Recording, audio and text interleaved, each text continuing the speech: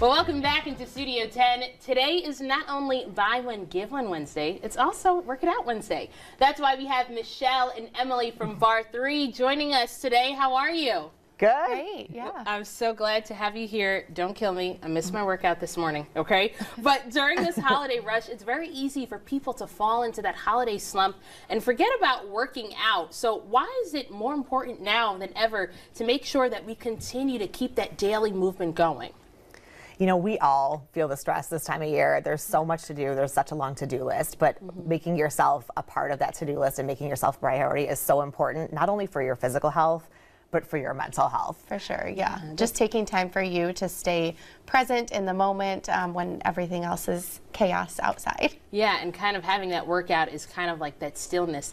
And I love that you call it making yourself a priority. I feel like sometimes when we're working out, it feels like a chore, but you have to kind of shift your mindset when you kind of get into that mode of working out, don't you?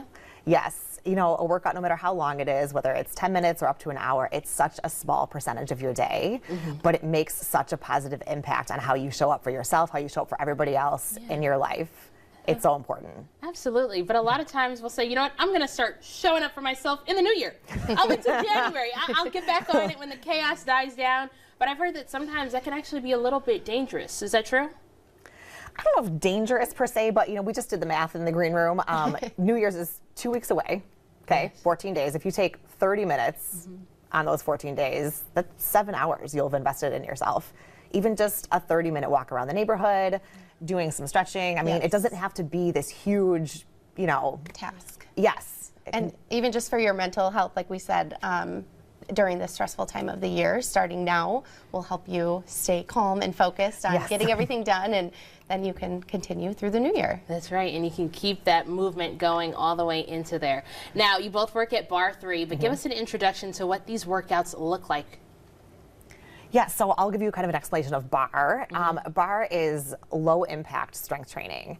So instead of maybe doing 8 squats, really heavy weight, we'll do a lot more than 8, but with lighter weight. So we're going to build muscular endurance, but keep it low impact to keep your joints nice and safe and nice and happy. That's awesome. And is that something that's really good for a beginner or for people who are more advanced into the workout and they're looking to kind of pick things up for them? What kind of person would work best at Barre3? Want to take that? Sure. Yeah, so it's great for all levels.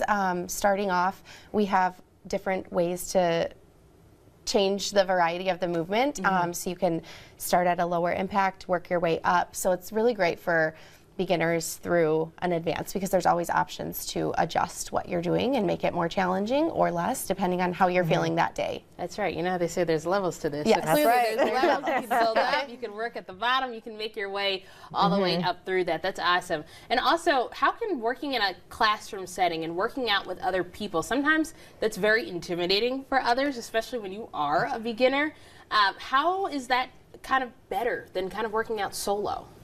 You know, working out in a group, you get the energy of all the people around you. You also get a little bit of accountability factor in there, knowing that you signed up for class time. Maybe you start to meet people in class and they're like, hey, where were you today? In a positive way, right? They just want to see you. And I think just the energy you get in a group is so much fun. Yeah, that is true. Yeah, I also think there's less distractions than if you're at home doing a workout in your house, you know, thinking of everything you have to do. That day it's very easy to stay present when you're in class. Emily, I have to say, sometimes when I am working out, I look at my phone, all of a sudden Instagram just pops up, and then I forget, oh, I'm on the treadmill. I 100%. Here. That's right, absolutely. Working out in a group really does help bring that accountability factor. But like you also mentioned, it's not just about moving our body, it's something about moving our mind that makes it a lot more beneficial and worthwhile in the end too. Yeah, so we talk a lot about mindfulness in our classes and paying attention on purpose, which is what mindfulness is.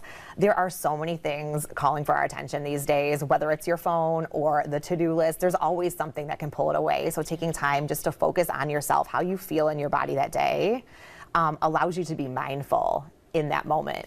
I love that. And you mentioned so many great points, making yourself a priority, paying attention on purpose, and I hope you guys at home are doing the same thing, because after the break, Michelle and Emily are going to help us get a bar workout started right here in the studio, so stay tuned.